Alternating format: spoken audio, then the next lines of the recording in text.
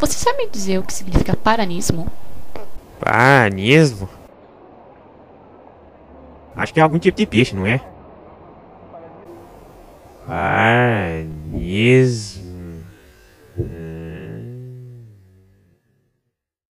A busca pela identidade cultural foi o ponto forte das reflexões que levaram a intelectualidade curitibana a criar o paranismo, movimento esse que tinha dentro de suas principais finalidades forjar a identidade paranaense. O movimento paranista foi resultado de um processo de formulação de uma imagem do Paraná posteriormente à sua emancipação política, ocorrida em 1853.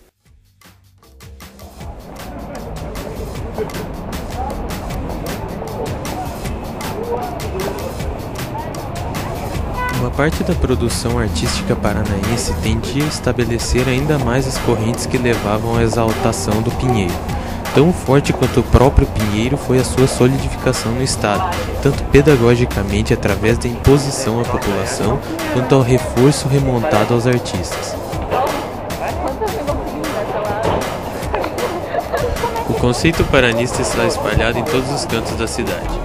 Os símbolos do paranismo podem ser encontrados facilmente no centro de Curitiba, em forma de pinhão,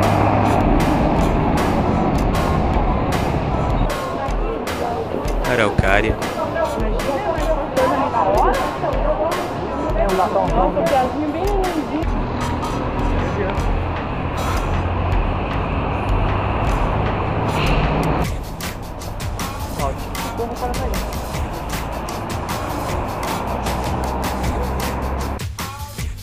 lambrequins,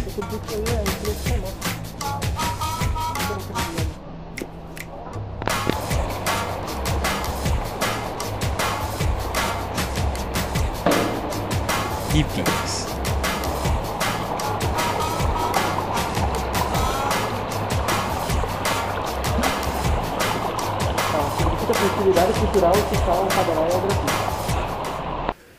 Os símbolos que serviram para a identificação emblemática do Paraná geraram inflamadamente em torno das imagens do pinheiro, da pinha e do pinhão. Dentre os símbolos e representações, o ideário regional foi o que produziu a aura de afeições da população às terras paranaenses, bem como a construção do tipo ideal paranista, o paranaense, que até então não se havia consolidado. As raízes dessas árvores tornaram-se profundas, tornou-se parte do cotidiano paranaense. Muitos são os artistas que o pintaram. Cada símbolo traz em si uma significação que contribuirá para uma estrutura possivelmente mais densa para o movimento. Nesse ponto da pesquisa, necessário se faz abordar um outro símbolo no Paraná que até agora não foi mencionado.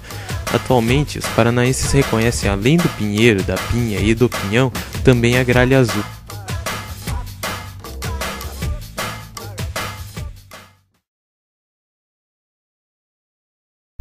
Frederico Lange nasceu a 5 de maio de 1892, numa cidade do litoral paranaense denominada Morretes. Iniciou seus estudos de pintura com Andersen por intermédio de seu pai. Lange foi o responsável pela estilização do pinheiro, da pinha e do pinhão utilizados como adornos decorativos em toda a capital do estado. Segundo ele, a estilização foi decorrência de muito estudo, muitas horas de desenho e empenho para chegar a uma definição final.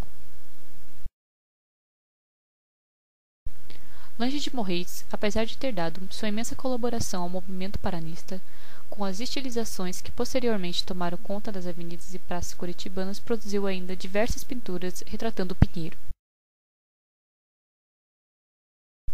João Turim, inspirando-se na coluna grega, criou a coluna paranista, bem como a ânfora, ambas adornadas com as pinhas e pinhões, que seriam características do movimento.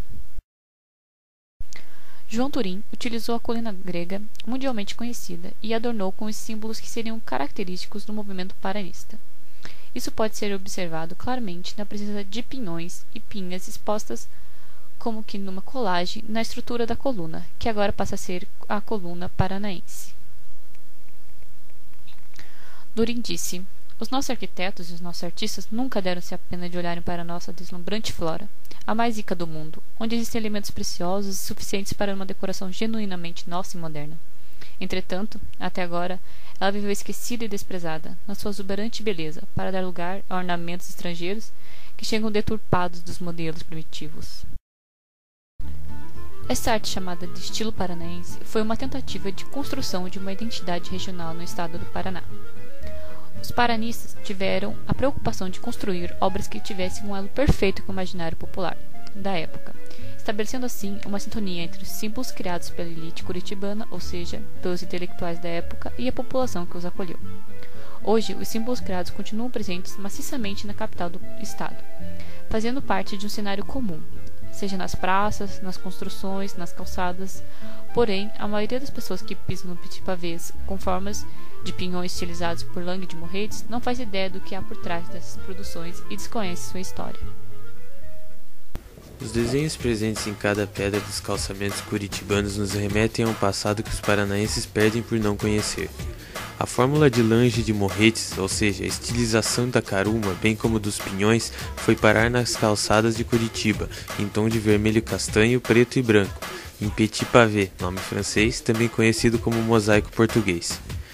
Em 1949, juntamente com os motivos indígenas, foram implantados desenhos do pinheiro e seus derivados.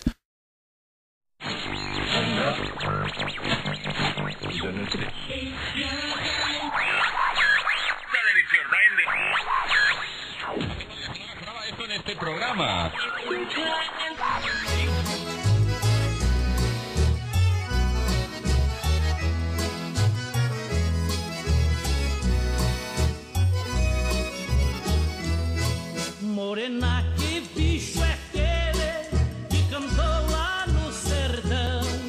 Morena, que bicho é aquele que cantou lá no sertão? Mulherinha, gralha azul na hora de plantar o pinhão. Mulherinha, gralha azul na hora de plantar o pinhão.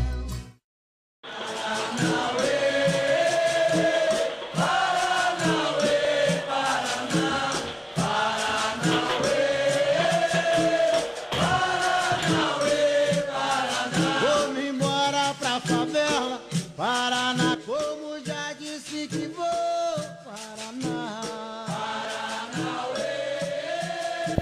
Está embutido no projeto paranista o orgulho pelo Paraná. Várias empresas do estado aderiram ao conceito paranista, adotando-o em seus logotipos e slogans. Somos 100% paranaense e conhecemos a força desejada. Condor, 35 anos de amor pelo Paraná.